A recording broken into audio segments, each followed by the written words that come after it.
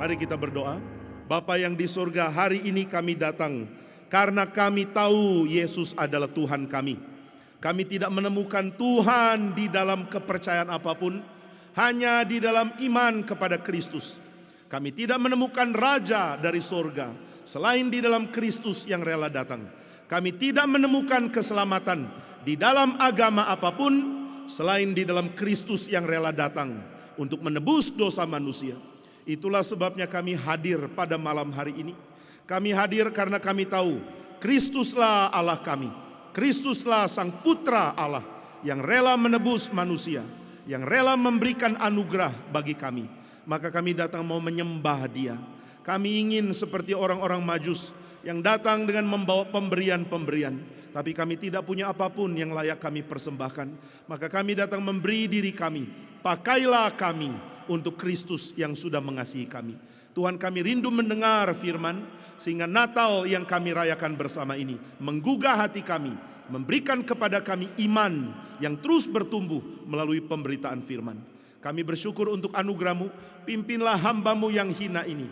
Biarlah melalui perkataannya kami semua diberkati dan Kristus dipermuliakan dan setan dihancurkan. Kami mohon berkat-Mu ya Tuhan, tolonglah setiap kami. Di dalam nama Tuhan Yesus, penebus, Raja, Gembala, dan Juru Selamat kami yang hidup, kami berdoa. Amin. Silakan duduk saudara sekalian.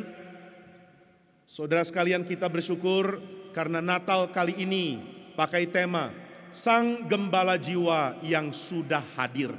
Kita mau datang untuk apa? Untuk menantikan Raja, bukan Raja dari dunia. Kita tidak menantikan pemimpin yang dari dunia. Kita menantikan Allah memimpin kita. Kapankah Tuhan akan memberikan damai? Kapan Tuhan akan memberikan sejahtera? Di dalam kitab suci, Tuhan memberikan janji bahwa sejahtera sejati akan Dia berikan melalui kedatangan Sang Anak Daud. Tadi di dalam pembacaan Alkitab, kita membaca bahwa Tuhan mengizinkan Sang Gembala datang dari kota Daud. Siapakah gembala ini? Yesus Kristus. Kenapa Dia harus datang? Karena jiwa kita perlu digembalakan. Saudara sekalian, di dalam kitab Kejadian dikatakan Tuhan menciptakan manusia dengan membentuk dia dari debu tanah. Dengan penuh cinta kasih dan dengan penuh sentuhan, dengan penuh jiwa seni, Tuhan menjadikan manusia. Tuhan membentuk dengan penuh keindahan. Tuhan membentuk dengan penuh dedikasi. Saudara bisa bayangkan ya, di dalam kitab suci dikatakan Tuhan berfirman, jadilah terang, lalu terang itu jadi. Tuhan berfirman, biarlah air berkumpul di satu tempat dan air berkumpul di satu tempat. Biarlah muncul cakrawala dan cakrawala dibentang. Biarlah muncul daratan dan daratan muncul. Tuhan mengatakan, biarlah tanah menumbuhkan benih dan tanaman, dan tanah menumbuhkan benih dan tanaman. Tapi waktu menciptakan manusia, Tuhan tidak mengatakan, jadilah manusia. Tapi Tuhan memakai sentuhannya. Tuhan membentuk dari debu tanah, lalu jadilah manusia. Setelah manusia jadi, apakah manusia langsung hidup? Nah, ini pertanyaan penting sekali. Setelah Tuhan bentuk, lalu jadilah manusia. Apakah otomatis manusia itu menjadi hidup? Di dalam surat Korintus yang pertama, pasal yang ke-15, Paulus mengatakan, sebelum Tuhan meniupkan nafas hidup, manusia belum hidup. Tapi setelah Tuhan tiupkan roh, tiupkan nafas hidup, barulah manusia menjadi makhluk yang hidup. Maka Paulus mengatakan Adam manusia pertama menerima hidup dari tiupan nafas, dari roh dari Allah yang Tuhan berikan ada di dalam kita. Jadi saudara sekalian, kita semua punya tubuh, tapi kita semua hidup karena ada jiwa di dalam kita. Kita mempunyai fisik, tapi kita juga mempunyai aspek jiwa. Dan aspek jiwa yang dimiliki manusia tidak bisa disamakan dengan jiwa yang ada pada makhluk yang bergerak yang lain. Di dalam abad yang keempat sebelum Masehi, seorang pemikir Yunani yang pintar sekali bernama Aristotle. Aristotle ini punya pikiran yang menggugah dua dunia besar. Pikiran dia menggugah orang-orang Persia, pikiran dia menggugah orang-orang Islam di sana, pikiran dia menggugah Eropa, Asia Minor, dan pikiran dia menggugah pemikir-pemikir Kristen. Ini orang besar sekali. Dia mempunyai sumbangsi pemikiran di dalam logika, di dalam etika, di dalam politik, di dalam puisi, di dalam seni, di dalam segala macam hal. Nah, dia adalah murid dari seorang bernama Plato. Dia hadir di akademia sekolah yang didirikan Plato. Tapi dia jauh lebih pintar dari murid-murid lain. Sehingga Plato mengatakan, Aristotle, untuk kamu datang belajar baik-baik, dengar, berdebat dengan saya, kamu tidak usah bayar. Wah, Aristotle nggak perlu bayar. Murid lain mesti bayar, karena murid lain bodoh-bodoh. Tapi Aristotle pintar bukan main. Plato sayang sekali kepada murid ini. Padahal Aristotle senang debat. Dia tidak gampang setuju sama gurunya. Dia terus berdebat dengan Plato. Tapi Plato senang murid yang pintar. Dia nggak senang murid yang cuma iya, amin, amin, setuju. Itu murid bodoh yang kurang berpikir. Nah, saya tidak tahu saudara yang masih kuliah atau yang sekolah. Engkau murid yang pintar atau murid yang bodoh? Saya nggak tahu, jawab sendiri ya. Kamu yang lebih tahu.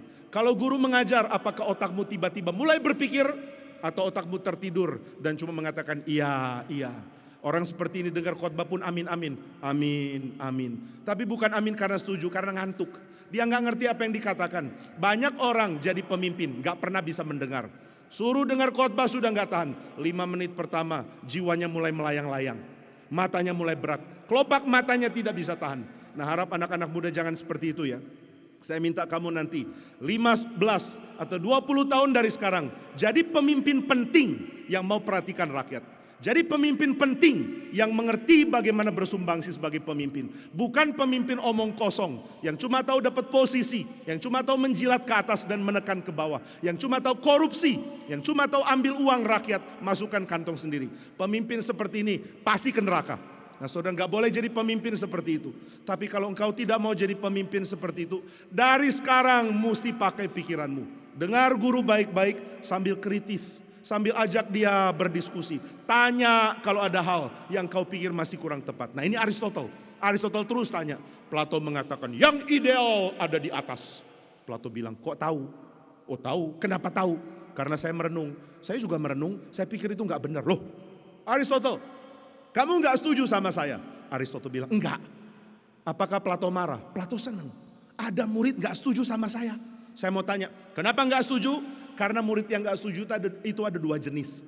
Ada murid nggak setuju karena memang hobinya berantem. Ada murid nggak setuju karena dia merasa ini bukan kebenaran. Aristotle mengatakan, Bapak Guru yang saya hormati, kalau kebenaran itu ada di atas, lalu kita cuma bisa pikirkan di dalam jiwa, dan kita tidak bisa pelajari, kita tidak bisa teliti, kita tidak bisa melakukan percobaan, maka kita tidak mungkin mengembangkan apapun di dalam dunia. Ini pikiran Aristotle. Jika engkau mengatakan kebenaran ada di atas, apa gunanya saya menyelidiki tanaman? Apa gunanya saya menyelidiki air? Apa gunanya saya menyelidiki dunia ini? Dan kalau saya tidak mau lagi menyelidiki alam, maka saya tidak akan mengembangkan kebudayaan. Aristotle tahu, kalau pakai mode berpikirnya Plato, tidak akan ada perkembangan di dalam ilmu pengetahuan. Maka dia mengatakan, nggak bisa Pak Plato yang saya hormati. Kebenaran juga ada di sini. Adakah kebenaran di atas? Ada. Adakah kebenaran di dalam batin manusia? Ada. Tapi kebenaran juga ada di dalam alam. Saya bisa mengamatinya, saya bisa pelajarinya, dan saya tahu ada kebenaran di sini. Wah, Plato kaget. Ini murid bisa pikir sedalam ini. Dia sangat hormat. Maka dia mengatakan, Aristotle, setelah kelas, temui saya di ruangan saya. Aristotle kaget. Jangan-jangan saya terlalu keras mengkritik. Sekarang saya dipanggil ke ruangan. Selesai sekolah dia bingung. Dia datang ke ruangannya Plato. Dia minta izin. Ada apa Pak Guru Plato? Saya terlalu kasar ya. Saya terlalu kritis ya. Kenapa engkau panggil saya? Lalu Plato bilang, Aristotle duduk. Oke, saya sangat sayang kamu. Puji Tuhan, disayang guru. Tapi ada tapinya. Kira-kira apa tapinya ya? Tapi saya mau tahu, apakah kamu sayang sama saya? Aristotle kaget. Iyalah, masa enggak sayang? Aku juga mengasihi engkau guru. Engkau mengasihi saya juga mengasihi engkau. Oke, kamu mengasihi saya ya? Iya, tapi Aristotle bilang, mohon maaf ya Pak Guru, saya mengasihi engkau, tapi saya tetap lebih mengasihi kebenaran. Jadi meskipun aku mengasihi engkau, aku tidak bisa terima kalau yang engkau katakan itu bukan kebenaran. Kalau yang kau katakan salah, aku tidak bisa iakan. Jadi mohon maaf, saya sayang kepadamu, tapi saya masih lebih sayang kepada kebenaran. Plato mengatakan, karena kata-katamu saya bikin satu keputusan. Waduh, celaka, kata Aristotle. Jangan-jangan saya dipecat, dikeluarkan dari sekolah. Bagaimana ini? Saya putuskan karena kamu bicara begini. Saya putuskan, engkau boleh belajar kapanpun engkau mau di sini. Engkau tidak perlu bayar sama sekali. Aristotle kaget. Enggak usah bayar, enggak usah. Pokoknya engkau boleh datang belajar kapanpun, gratis. Loh, kenapa gratis? Karena kamu pakai otak. Yang pakai otak enggak usah bayar, yang enggak pakai otak mesti bayar. Waduh, bagus juga kalau sekolah seperti ini ya. Yang enggak suka pakai otak bayar. Yang mau pakai otak enggak usah bayar. Nah, ini baru benar. Yang mau berpikir, yang benar-benar cari ilmu, mesti dapat akses untuk pendidikan. Banyak orang miskin mau belajar enggak bisa. Banyak orang kaya cuma mau ijazah. Ini enggak benar. Maka Plato mengatakan, kamu silakan belajar gratis. Enggak usah bayar. Kamu selidiki pengetahuan dan kembangkan kebenaran yang kau pahami. Supaya kita makin limpah mengerti kebenaran. Nah, Aristotle sangat penting. Dia mengerti begitu banyak hal. Dia pelajari begitu banyak hal. Dia mau tahu begitu banyak hal. Lalu dia mengatakan kalimat yang sangat penting yang nanti akan menjadi pikiran untuk kita pikirkan bersama-sama. Aristotle mengatakan, kalau saya ini manusia yang punya pikiran, saya bisa berpikir, saya bisa merasa, saya bisa punya keinginan, saya punya kebutuhan fisik. Saya sepertinya mirip binatang. Saya agak mirip binatang. Binatang punya mata, saya juga punya mata. Binatang perlu makan, aku juga perlu makan. Binatang perlu tidur, aku juga perlu tidur. Loh, aku ini binatang ya? Apakah saya binatang? Aristotle terus pikir begini. Kalau benar binatang, masa sih saya dan binatang sama? Dia lihat di luar itu ada seekor kucing lagi tidur. Dia lihat kucing tidur, aku juga tidur. Waktu kucing dibangunin, bangun, dia kaget. Kucingnya bangun, wow, marah. Lalu dia bilang, kucing dibangunin kaget marah. Aku juga dibangunin kaget marah loh. Jadi aku dan kucing mirip. Lalu kucing itu marah baru dibangunin. Jalan keluar, lalu waktu keluar lihat ada ikan, kucingnya makan. Aristotle mulai pikir, saya juga bangun-bangun lapar makan. Apa bedanya aku dan kucing? Dia sadari satu hal. Kucing tidak pakai rasio untuk mempelajari alam. Sedangkan saya pakai rasio untuk pelajari alam. Oh, ini bedanya. Jadi kucing dan saya mirip. Mirip dalam hal apa? Mirip dalam hal bisa gerak. Maka Aristotle mengatakan, saya adalah makhluk yang punya anima. Anima itu jiwa. Kucing juga punya anima. Apa artinya anima? Di dalam istilah Aristotle, anima adalah yang bisa bikin kita bergerak. Nah, saudara kalau lihat batu, batu ada anima? Enggak ada. Kucing itu ada anima? Ada. Makanya ada kata animal dalam bahasa Inggris. Ini diambil dari kata anima yang artinya adalah jiwa yang menggerakkan tubuh. Jadi saudara, kita bisa gerak karena ada jiwa. Kita bisa gerak karena kita tidak sama dengan batu, tidak sama dengan tanah, tidak sama dengan benda-benda mati. Tapi saya punya jiwa, kucing juga punya jiwa. Apa bedanya? Aristotle mengatakan jiwa kucing, jiwa yang terima. Kucing tidak pernah protes. Saudara pernah tidak ada kucing yang merenung tentang hidupnya? Kenapa ya hidupku begini aja? Kenapa makannya ikan asin terus? Lalu kucing mulai kumpulkan kucing-kucing lain. Hei, kita cuma dikasih ikan asin loh sama orang yang tinggal di rumah ini. Mari kita demo. Lalu kucing-kucing ada di luar mulai demo. Banyak sekali kucing. Lalu orang di rumah heran. Ini kenapa kucing-kucing sedang teriak-teriak di luar? Begitu dia lihat jendela, ternyata kucing itu sudah pakai satu spanduk. Judulnya adalah, berikan ayam goreng. Kenapa hanya ikan asin? Mana ada kucing begitu? Kucing gak pernah pikir seperti itu. Kucing cuma mewarisi apa yang alam berikan untuk mereka. Alam memberikan hujan, kucing terima. Paling tidak ada bulu untuk bikin dia sedikit hangat. Alam memberikan air, kucing terima, dia bisa minum. Kalau manusia tidak, manusia pakai akal. Kalau tempat kurang air, manusia mulai pikir, air bisa dicari di mana ya? Ini tempat gak ada air, gali, coba gali sampai dalam. Kalau tidak dapat air, bagaimana dengan air laut? Bisa diminum? Gak bisa. Kenapa gak bisa? Asinnya bukan main. Bagaimana bikin asin jadi bisa diminum? Mereka mulai pikir, mereka mulai renung. Nah, jadi manusia bukan binatang, manusia mampu berpikir. Tapi Alkitab mengatakan bukan.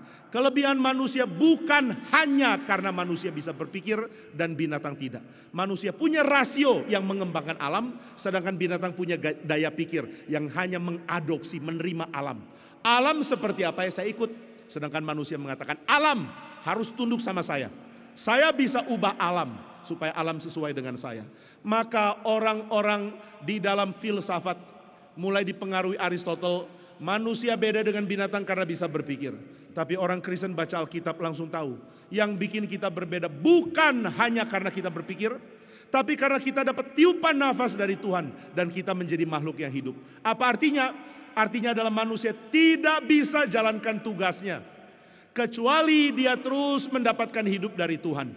Dia perlu nafas hidup dari Tuhan.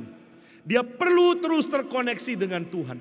Saudara, di tangan saudara atau di kantong ada smartphones, ada HP. HP itu sudah saudara charge. Sebelum saudara pergi ke sini, saudara charge dulu. Masukkan stop kontak. Lalu saudara colok supaya dia bisa terisi. Baterainya terus terisi sampai full. Setelah penuh saudara lepas dari kabelnya, saudara bawa. Tanpa terkoneksi ke stop kontak ke dalam listrik, saudara bisa punya handphone yang berfungsi karena ada baterai di dalamnya. Tapi ini tidak bisa terjadi kepada banyak perangkat yang lain. Saudara punya kulkas, begitu dicabut dari listrik dia langsung mati karena tidak ada baterai. Nah demikian manusia. Manusia tidak seperti handphone. Manusia tidak bisa charge ke Tuhan lalu nanti baterai penuh kita bisa lepas dari Tuhan. Enggak. Manusia harus senantiasa terkoneksi dengan Tuhan. Maka manusia tidak mungkin bisa jadi manusia kecuali manusia terkoneksi kepada Tuhan. Tanpa terkoneksi kepada Tuhan, manusia tidak punya kemungkinan untuk jadi manusia. Lalu apa yang manusia harus lakukan dengan menjadi manusia? Manusia harus mulai menaklukkan alam. Manusia mulai mengembangkan kebudayaan. Manusia mulai berrelasi satu dengan lain. Manusia mulai menjalankan hidup hari demi hari sambil terus terkoneksi dengan Tuhan. Tapi ada masalah. Alkitab mengatakan Adam jatuh dalam dosa. Ini dicatat di dalam Kejadian pasal yang ketiga. Setelah Adam jatuh dalam dosa, manusia putus relasi dengan Tuhan.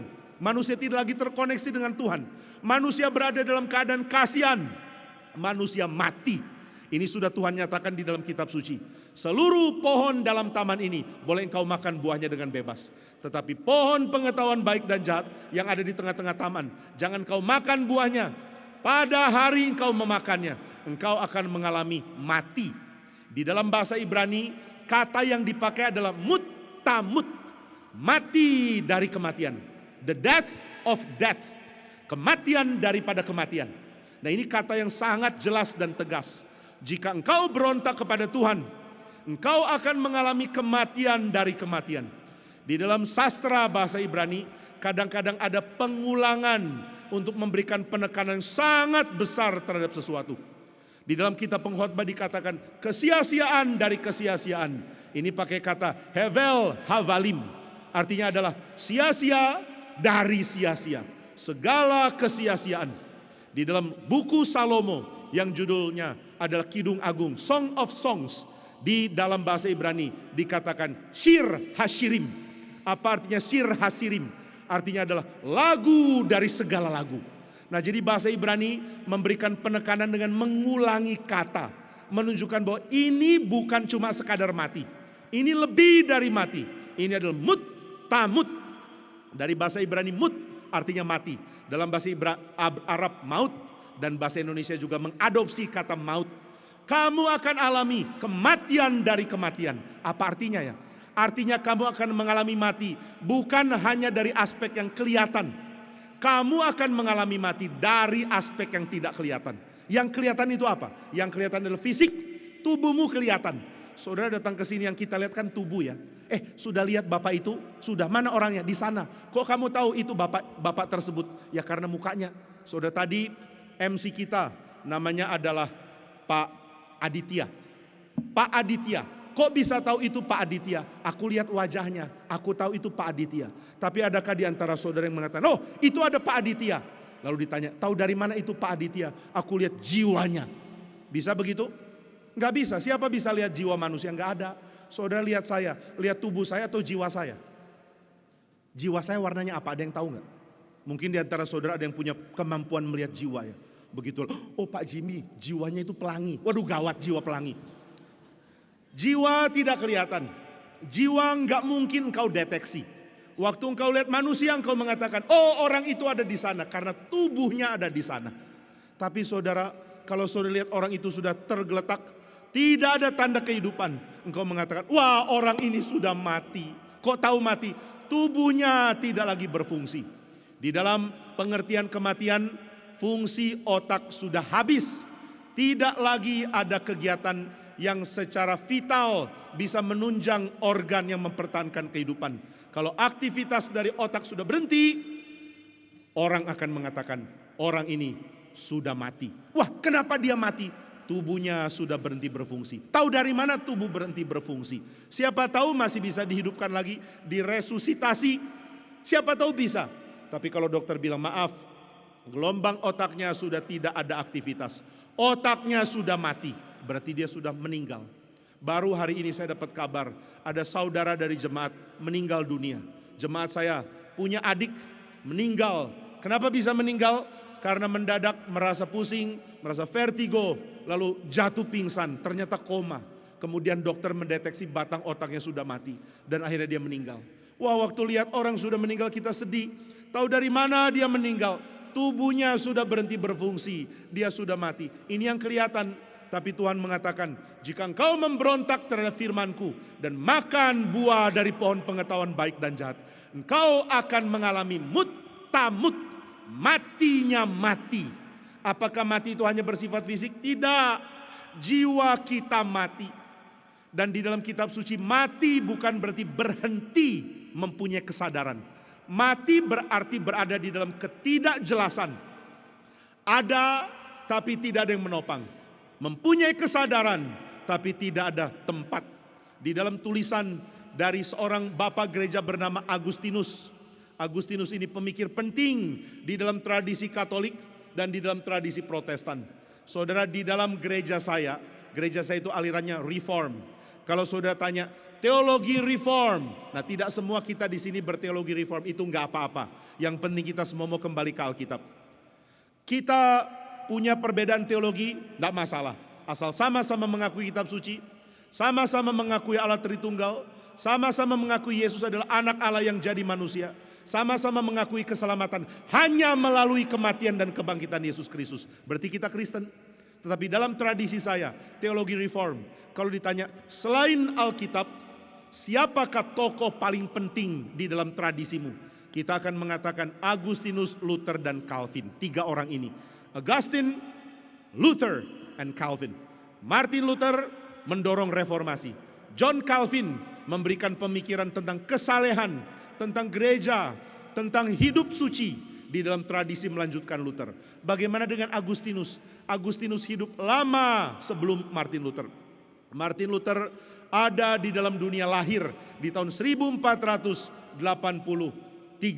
Tetapi Agustinus sudah ada dari abad yang keempat. John Calvin ada di abad yang ke-16 maaf. Martin Luther ada di dalam 15 akhir dan abad 16. Agustinus ada di dalam abad yang keempat. Sudah lama sekali. Ya, tapi pikiran dia masih diakui dan dipegang bahkan di dalam tradisi Reform. Kadang-kadang orang yang menjadi Reform kurang mengerti akar dari tradisinya. Dan kadang-kadang orang dari tradisi Katolik tidak tahu bahwa sebenarnya Reform dan Katolik mempunyai kemiripan di dalam tokoh. Katolik percaya Agustinus mempunyai teologi yang penting untuk dipelajari. Reform juga percaya Agustinus punya teologi yang penting untuk dipahami.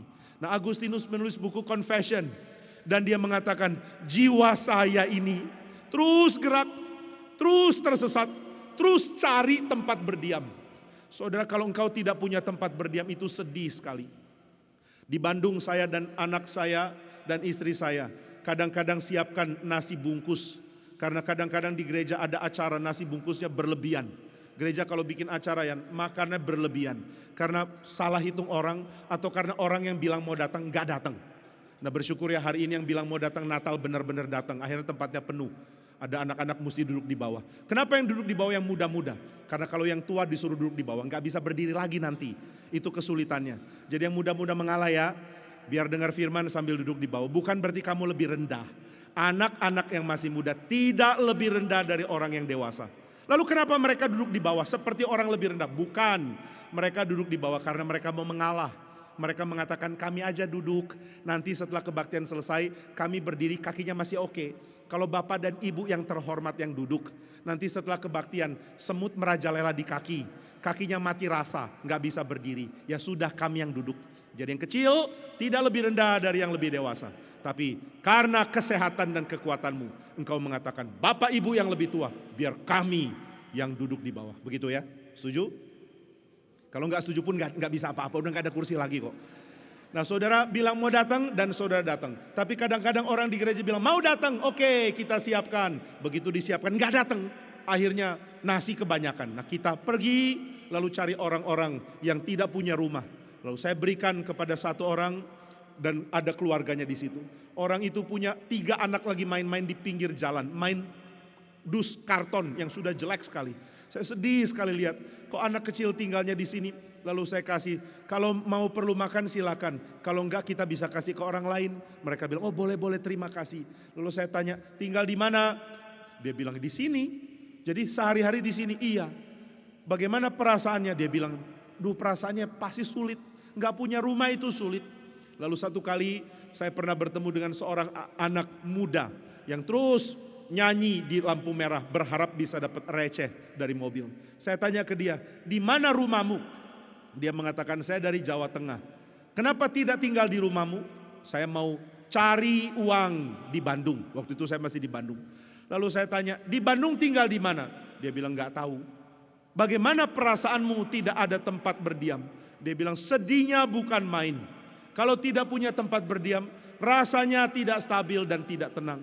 Waktu jiwanya Agustinus tidak punya tempat berdiam, Agustinus cari tahu, hei jiwaku, kamu tidak tenang, mari cari tempat engkau bisa tenang. Tapi tidak semua orang seperti Agustinus. Semua orang cuma perhatikan yang kelihatan. Kalau uangmu berkurang baru engkau panik. Kalau kesehatan berkurang baru panik. Kalau hal yang berkait dengan fisik kurang baru panik. Ada orang tidak pernah peduli kerohaniannya. Apakah engkau saat teduh? Enggak. Apakah engkau percaya Tuhan? Ya kadang percaya kadang tidak. Pernah baca Alkitab? Ya kadang baca kadang tidak. Kapan baca? Pas di gereja. Lalu selain di gereja pernah baca Alkitab? Enggak. Pernahkah kamu tahu ada kitab namanya kitab Zakaria? Enggak tahu. Pernahkah kamu tahu ada pembagian perjanjian lama perjanjian baru? Wah kayaknya lupa ingat. Ini orang Kristen enggak pernah baca Alkitab, enggak pernah peduli keadaan rohaninya. Tapi dia tidak terganggu. Tapi coba waktu bos mengatakan, maaf, gajimu dipotong 20%, langsung ngamuk, langsung merasa hidup tidak berarti. Banyak orang seperti ini, anak-anak muda, engkau tidak sadar kalau jiwamu merana, tapi kalau diputusin pacar baru rasa merana sekali. Aduh, hidup tidak ada makna. Kenapa? Diputusin pacar, iya dia segalanya bagiku. Yang baru patah hati, jangan bunuh diri, nggak boleh.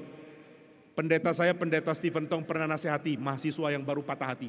Dia bilang, kenapa kamu patah hati? Patah hati kenapa? Diputus pacar. Kalau putus pacar jangan gila, tapi lagi. Nah ini baru benar ya. Jangan gila, tapi lagi. Diputus, cari pacar lagi dong. Jangan jadi gila, tinggal ubah suku kata. Dari gila jadi lagi. Nah itu baru bagus. Waktu diputus pacar mengatakan, hidupku tidak ada arti. Kenapa aku masih hidup? Lebih baik aku mati. Itu jangan, itu bodoh. Engkau punya jiwa lebih sengsara dan engkau punya jiwa lebih berharga dari fisik, dari kondisi yang kau bisa alami. Waktu engkau mengatakan, saya punya gaji dikurangi, saya punya kedudukan dikurangi, saya punya kenyamanan dikurangi. Itu penting tapi bukan yang paling penting. Saya tidak tahu dari orang yang hadir di sini, berapa yang sadar kalau jiwa merana. Kita cuma lihat yang kelihatan, kita cuma lihat apa yang kita bisa pandang. Lalu kita mengatakan, oh Tuhan tolong. Tuhan tanya, kenapa mesti tolong? Karena aku kurang uang, karena kurang sehat, rumah kurang besar. Sudah beli rumah tapi gak puas, sudah investasi tapi ternyata gak bisa menghasilkan. Kita terus ada di dalam hal-hal yang remeh. Tapi Tuhan mengatakan jiwamu itu lebih penting. Satu kali ada satu orang kaya. Kenapa dia bisa kaya? Ini di cerita Alkitab ya. Dia bisa kaya karena ladangnya menghasilkan luar biasa besar. Dia tanam gandum, gandumnya panen besar sekali. Dia panen gandum, dia pikul dengan karung-karung, dia heran. Wah, panennya kok banyak ya? Dia jual ke pasar, dia dapat uang banyak. Lalu dia mulai panggil pegawai. Hei pegawai, saya sewa kamu ya. Kamu jadi pesuruh, kamu jadi pegawaiku yang kerja di ladang gandumku. Lalu dia beli tanah lebih besar, ladang gandumnya jadi 2 kali lipat. Dia lihat lagi, dia tanam gandum, dia pakai pegawai-pegawai, hasilnya waktu panen 4 kali lipat. Jadi tanah dia tambah 2 kali lipat, tapi hasilnya 4 kali lipat. Dia senang sekali. Dia jual lagi gandum, uangnya makin banyak. Tiap kali dia jual gandum ke pasar, orang di pasar sudah tahu, ini bapak kalau jual gandum lebih banyak dari orang lain. Akhirnya mereka tanya, Pak, kok bapak gandumnya lebih banyak dari orang lain? Orang itu mengatakan, ada rahasia. Rahasianya apa? Aku pun gak tahu, saking rahasianya. Loh kamu pun gak tahu? Iya gak tahu. Jadi kamu bisa hasilkan gandum banyak, ini kenapa? Aku gak tahu, dia gak tahu. Tapi sebenarnya yang berikan hasil itu Tuhan. Tuhan bikin pekerjaannya berhasil. Tuhan bikin hasil ladangnya berlipat-lipat. Tapi dia tidak peduli Tuhan. Dia jadi sombong. Dia mengatakan aku punya tangan emas. Aku punya sentuhan hebat. Aku tanam gandum, hasilnya lebih banyak dari orang lain. Nah banyak orang bisa sombong seperti ini. Saudara punya usaha lebih berhasil daripada orang lain. Mulai rasa sombong, saya lebih hebat dari orang lain. Orang lain berbisnis gagal terus, saya berbisnis berhasil. Orang lain kerja uangnya sedikit, saya kerja uangnya banyak. Mulai rasa sombong, dia tidak tahu setiap sen yang dia dapat itu datang dari Tuhan. Nah sama dengan orang ini, dia terus tambah lagi ladang, beli tanah lagi, tanam gandum, akhirnya hasilnya begitu banyak. Waktu dia mau jual ke pasar, orang di pasar mengatakan maaf, sudah gak bisa beli lagi. Kenapa gak bisa beli? Sudah gak ada tempat kami simpan gandummu. Uang kami juga sudah diberikan kepadamu untuk beli gandum. Sudah gak mampu beli lagi. Orang ini senang. Dia uangnya sudah banyak dan gandumnya banyak. Maka dia mengatakan saya merombak semua tempat penyimpanan gandum dan saya akan simpan gandum saya. Orang yang lihat dia kaget. Kamu lagi bikin rumah? Enggak. Lagi bikin apa? Bikin tempat simpen gandum. Oh gitu ya. Jadi gandummu pun ada rumah? Iya, gandum pun ada rumah. Saudara masih ngontrak, gandumnya dia udah punya rumah tetap, permanen. Gandumku punya tempat, mau disimpan. Wah hebat ya. Untuk siapa itu nanti? Pokoknya untuk saya, untuk hari tua saya simpan gandum ini banyak-banyak. Lalu dia tidur, dia senang sekali. Sebelum tidur dia sangat senang, hatinya tenang karena kaya. Orang kalau banyak duit tidurnya tenang. Orang kalau banyak hutang gak bisa tidur. Jangan ngutang ya. Saudara saya sangat sedih lihat orang begitu banyak pinjam online. Pinjam online itu dari neraka. Saudara cuma bikin mafia-mafia jadi kaya dengan peminjaman online. Siapapun yang hadir di sini, jika engkau perlu uang, jangan pinjam ke setan. Masa sih setan peminjamkan uang? Iya. Semua pinjol itu dari setan. Karena jiwamu akan dihancurkan, uangmu akan diserap, dan akan menjadikan kamu miskin. Dan akhirnya bikin orang sekitarmu menderita. Jangan pernah sentuh pinjaman online. Ini satu pesan sedikit, ini bukan inti khotbah. Ini cuma kira-kira tambahan nasihat gitu ya. Tapi tetap penting. Nah saudara, orang ini bisa tidur tenang. Tidak ada gangguan, rasanya tenang sekali. Dan sebelum tidur dia mengatakan, hei jiwaku. Wah jiwanya. Dia ajak jiwanya bicara. Kalau ini seperti orang bisa dialog. Nah ini uniknya manusia. Manusia itu bisa dialog dengan dirinya. Saudara pernah kan dialog dengan diri? Ini namanya monolog. Tapi bukan monolog dalam drama ya. Ini namanya soliloquy. Merenung kepada diri sendiri. Saudara bicara tapi bicaranya ke diri. Seperti saya. Hey Jimmy. Lalu Jimmy menjawab, ya Jimmy. Ini bukan orang gila ya. Ini namanya self-talk.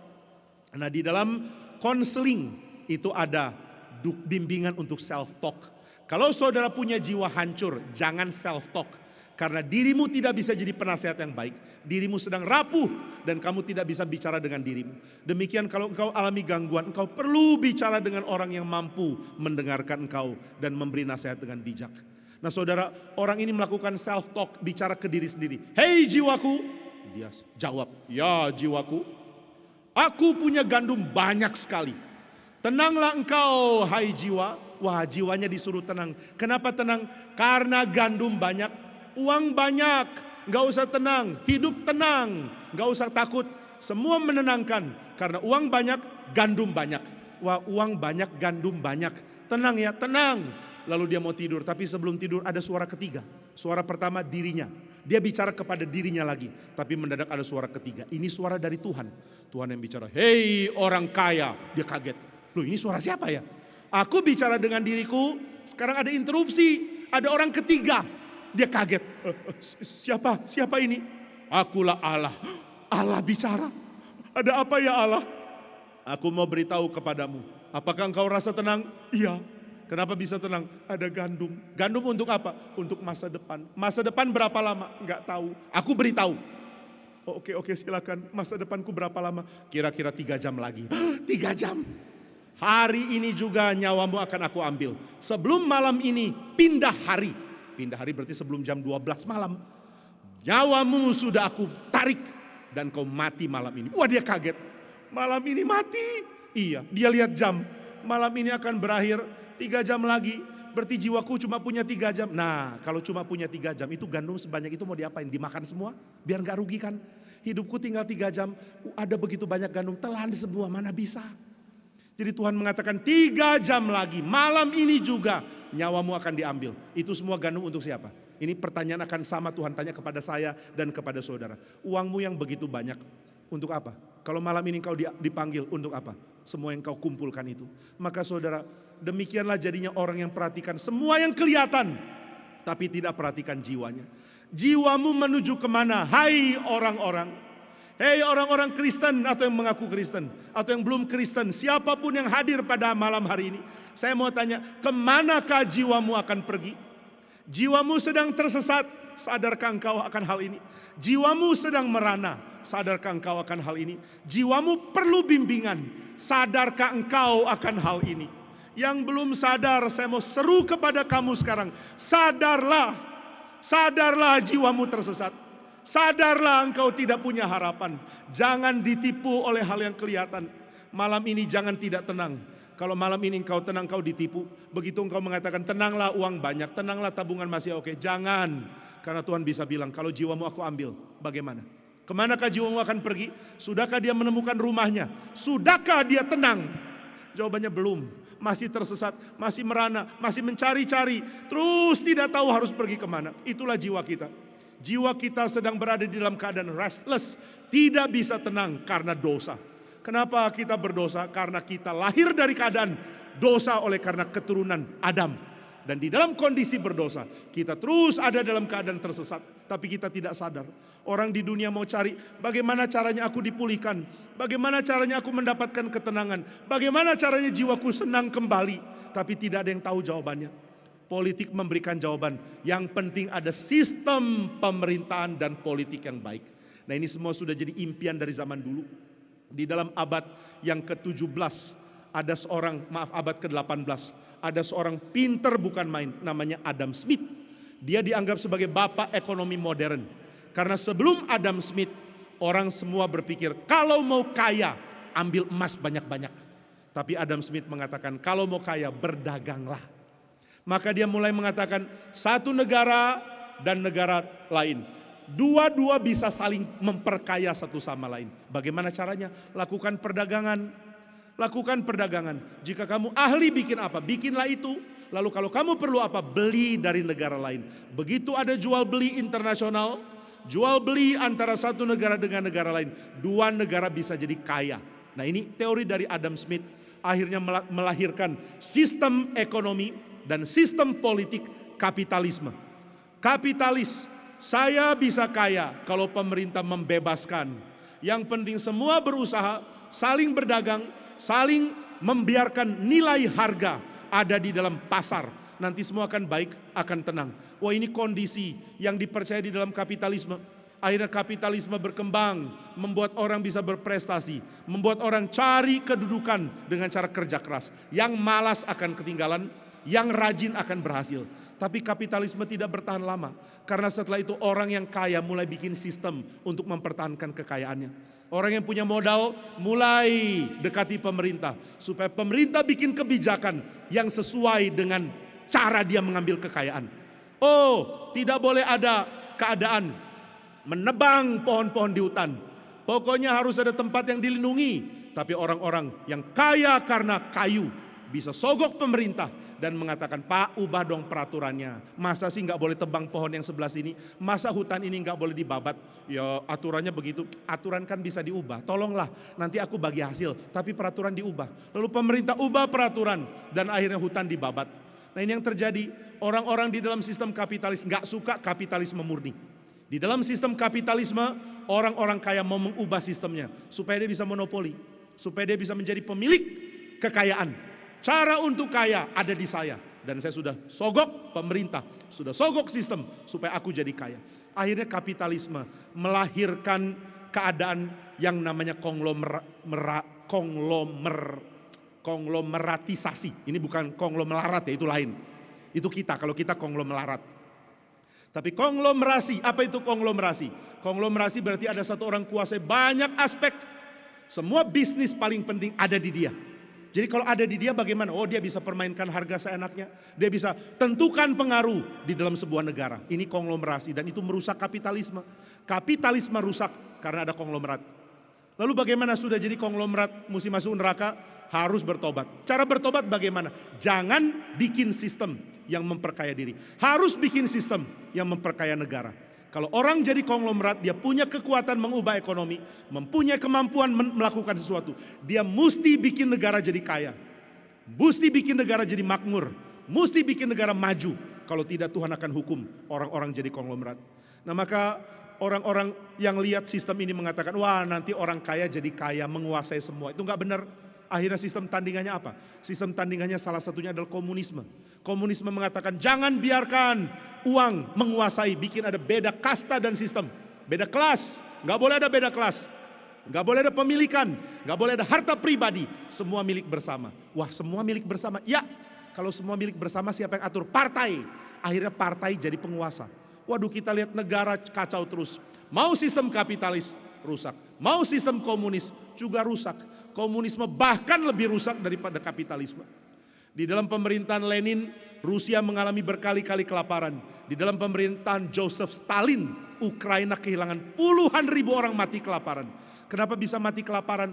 Karena semua hasil ladang diambil pemerintah dijual, kemudian pemerintah bikin semua orang-orang di dalam level gulag, level orang yang bisa jual secara partai besar, itu dibasmi, dimatikan. Orang-orang ini dibunuh. Akhirnya mereka tidak mau urus lagi perekonomian. Maka perekonomian Uni Soviet kolaps. Lalu Ukraina mengalami begitu banyak kematian. Bahkan banyak orang terpaksa memakan orang yang sudah meninggal. Kenapa makan orang sudah meninggal? Kalau enggak kita ikut mati. Jadi kakekku sudah meninggal bagaimana? Kita makan dagingnya, ngeri bukan main. Ini kondisi pernah terjadi di Ukraina. Pernah terjadi di Uni Soviet. Karena kesalahan sistem, mereka terlalu percaya komunisme. Nah maka saudara sekalian, kalau begitu bagaimana? Hidup manusia begitu sulit, banyak kekacauan. Manusia masih percaya sistem politik itu juru selamat. Salah. Sistem politik, sistem ekonomi bukan juru selamat. Agama bagaimana? Jiwaku tersesat, bisakah agama memberikan solusi? Saudara kalau kita lihat agama tidak memberikan solusi, agama malah tambah masalah. Agama bikin masalah. Hasil korupsi paling besar ada di dalam agama. Agama bikin kacau. Karena pemerintahan agama sama korupnya dengan pemerintahan politik. Ini benar untuk banyak agama, bahkan kekristenan sekalipun.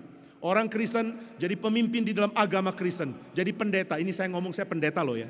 Saya sedang kritik pendeta, termasuk kritik diri saya kalau saya jatuh dalam dosa seperti ini.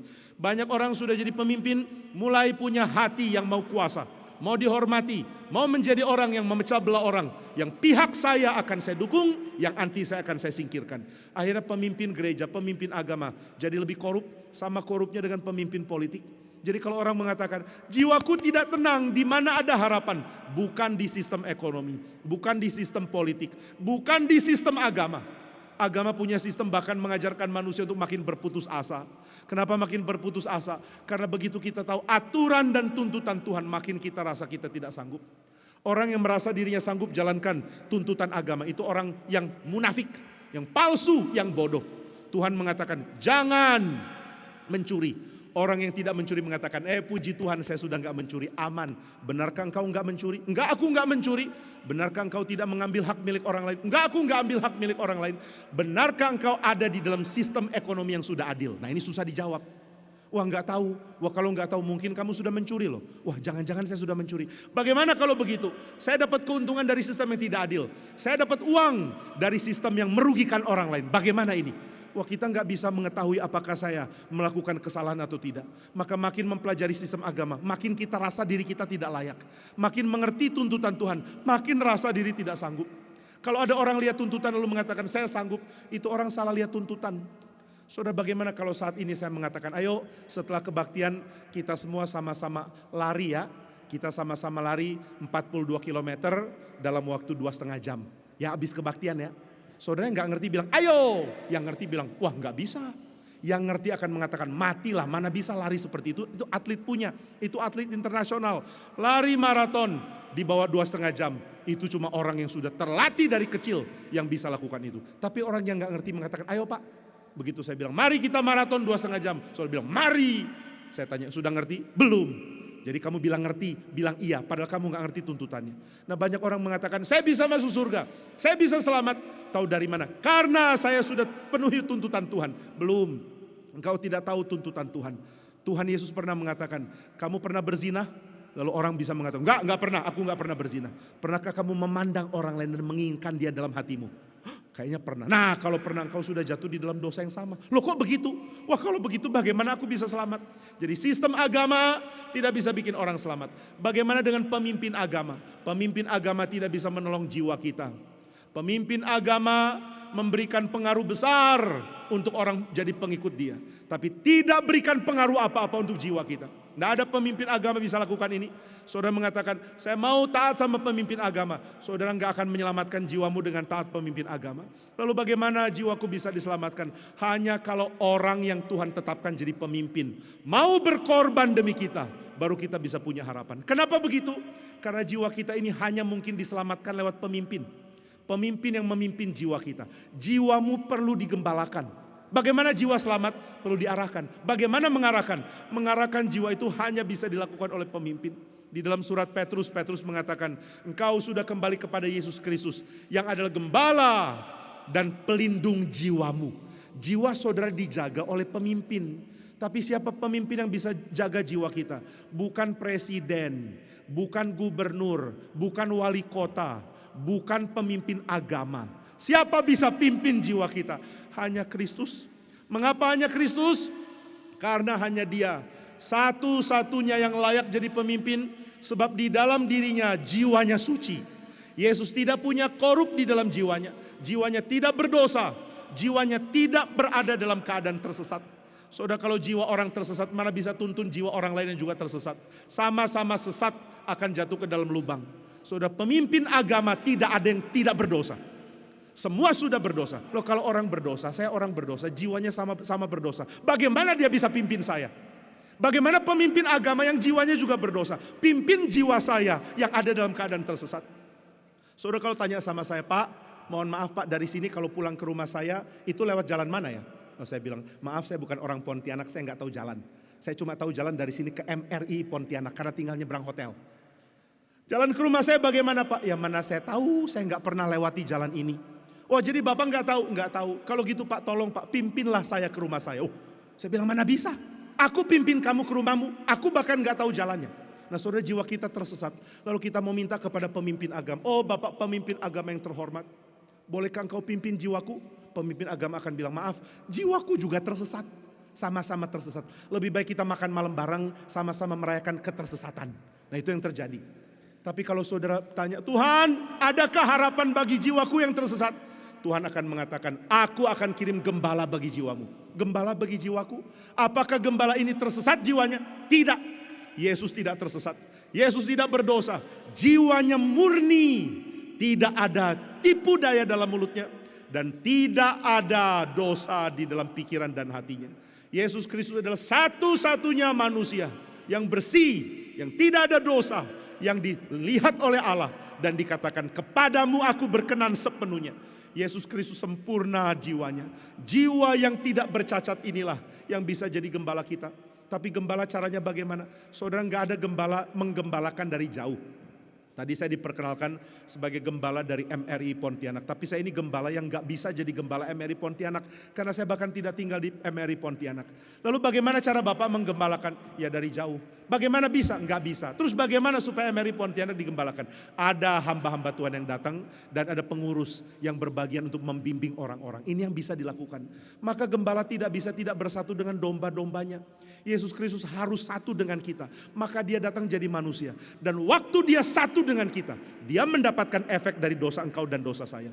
Engkau yang berdosa, tapi dia ikut tanggung. Engkau yang bersalah, engkau yang sudah serong, engkau yang sudah tipu, engkau yang sudah cemar, engkau yang sudah dikata hawa nafsu. Engkau yang berdosa, tapi Yesus yang mau satu dengan engkau. Dia mengambil akibat dosa yang engkau lakukan.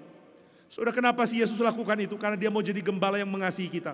Di dalam cinta kasihnya dia mengatakan, engkau sudah berdosa, tapi aku akan tanggung.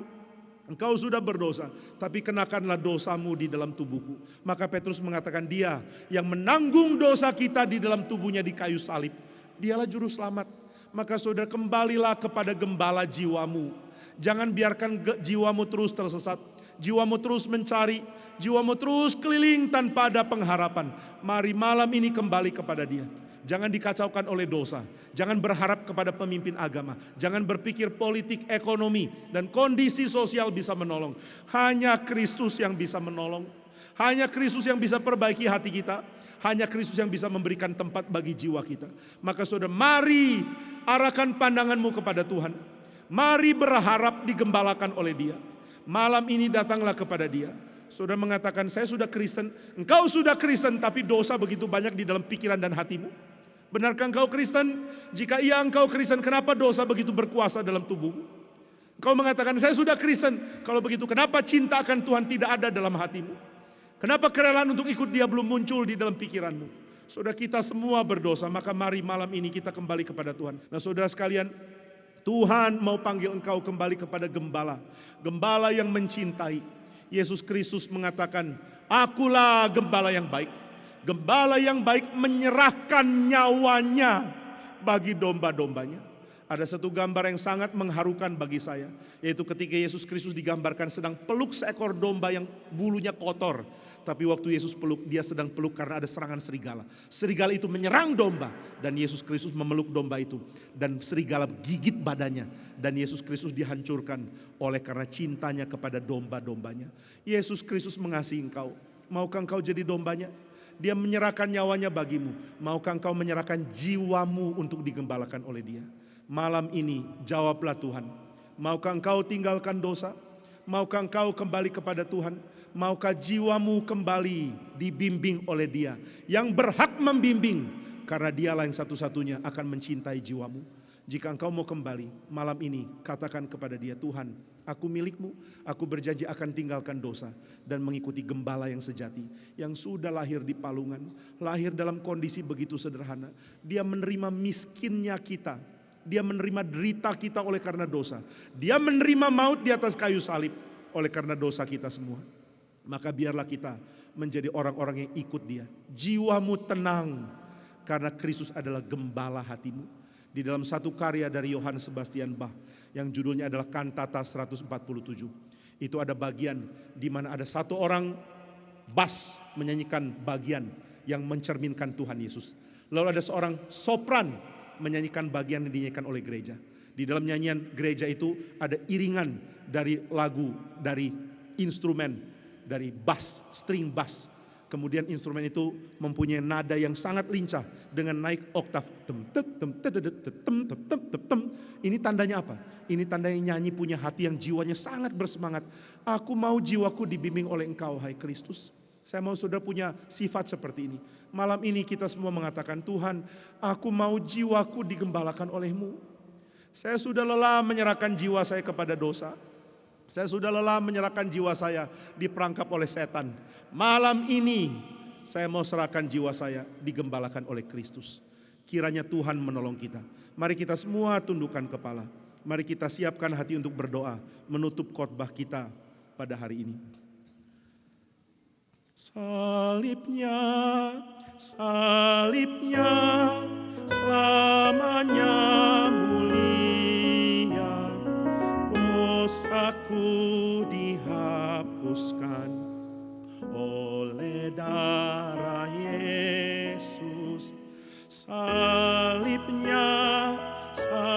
salibnya selamanya mulia, dosaku dihapuskan oleh darah Yesus. Siapakah di antara saudara yang mengatakan, Tuhan, hari ini saya mau jiwa saya digembalakan oleh Kristus. Saya berhenti berdosa. Saya mau bertobat dan saya mau ikut Tuhan dengan setia. Jadilah gembala jiwa saya, hai Tuhan Yesus. Siapa yang malam ini mau bertobat, tinggalkan dosa dan ikut Tuhan, silakan angkat tangan. Apakah ada? Puji Tuhan. Siapa lagi mengatakan, saya juga. Saya mau tinggalkan dosa saya. Saya mau lepas dari si jahat. Saya mau digembalakan oleh Dia yang mencintai saya. Jiwaku tersesat ya Tuhan, dan malam ini aku mau kembali kepada gembala jiwaku yang melindungi jiwaku dengan rela mati bagi aku. Silakan angkat tangan. Siapa lagi mengatakan, saya juga Tuhan, saya mau datang kepadamu. Sekarang saya minta yang sudah angkat tangan bangkit berdiri di tempat, dan saya mau berdoa bersama-sama dengan saudara. Mari yang sudah angkat tangan berdiri di tempat saudara berada, dan kita mau berdoa. Saya meminta saudara mengulangi saya berdoa kalimat demi kalimat. Mari datang kepada Dia. Mari serahkan jiwamu untuk digembalakan oleh Kristus yang sangat mengasihi engkau. Mari bebas dari dosa. Mari bebas dari si jahat, karena si jahat mau membinasakan jiwamu. Sekarang semua kita berdoa. Yang sudah berdiri, ulangi saya berdoa kalimat demi kalimat. Mari kita berdoa. Bapa yang di surga, saya mau meninggalkan dosa. Jiwa saya merana karena dosa. Saya rindu diperbaiki oleh Tuhan. Ya Tuhan Yesus, jadilah gembala jiwa saya. Engkau yang mengasihi saya. Tuntunlah saya di dalam kasih-Mu. Ya Bapa di surga, terima kasih untuk Yesus Kristus yang menjadi gembala jiwa saya. Sekarang pimpinlah jiwa saya kembali kepadamu sebagai anak-anak yang kekasih melalui pimpinan Yesus Kristus, gembala kami. Kami berjanji akan meninggalkan dosa-dosa kami, akan ikut Tuhan dengan setia. Asal Tuhan tolong kami, jauhkan kami dari si jahat, dan dekatkan kami kepada firman-Mu. Dan tuntunlah kami dalam Roh-Mu yang kudus. Kami mohon kepadamu ya Bapa, di dalam nama Tuhan Yesus kami berdoa. Amin. Sekarang saya minta semua tetap tundukkan kepala, semua bangkit berdiri di tempat. Semua kita bangkit berdiri, dan saya ingin tanya pertanyaan yang kedua. Siapakah di antara saudara yang mengatakan, Tuhan, pada malam hari ini aku digerakkan oleh firman-Mu untuk menyerahkan diri menjadi hamba Tuhan. Aku mau belajar teologi, mau menjadi penginjil, mau menjadi pendeta, mau menjadi orang yang dipakai sebagai hamba-Mu, mengkhotbahkan firman. Siapa yang hari ini digerakkan oleh Tuhan menyerahkan diri jadi hamba Tuhan, silakan angkat tangan. Apakah ada? Puji Tuhan. Siapa lagi mengatakan, Tuhan pakai saya juga menjadi hamba-Mu, saya siap diutus oleh-Mu, pakailah saya. Puji Tuhan. Tangan diturunkan. Sekarang saya akan berdoa untuk saudara-saudara yang menyerahkan diri menjadi hamba Tuhan. Bapa di surga, pakailah setiap kami yang menyerahkan diri. Jika Tuhan mau memakai setiap anak-anak-Mu yang menyerahkan diri, Tuhan yang akan sempurnakan. Tuhan berikan firman, Tuhan berikan hati yang tegas mengikuti Tuhan. Tuhan berikan hati yang mau hidup suci.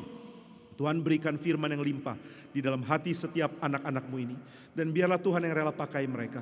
Tuhan yang bentuk di dalam pendidikan teologi yang benar, dan Tuhan yang pakai hamba-hamba-Mu ini. Tuhan berkatilah hidup hamba-hamba-Mu ini, biar mereka dibentuk dari muda dan dipakai Tuhan ketika sudah tiba waktunya. Tapi jika Tuhan tidak berkenan memakai, biarlah setiap anak-anak-Mu yang menyerahkan diri tetap dipakai Tuhan bersaksi di tempat mereka berada di dalam panggilan yang lain. Tapi jika mereka sungguh dipanggil menjadi hamba-Mu, biar Tuhan yang mengkonfirmasi panggilan ini. Kami bersyukur untuk anugerah Tuhan. Di dalam nama Tuhan Yesus kami berdoa. Amin.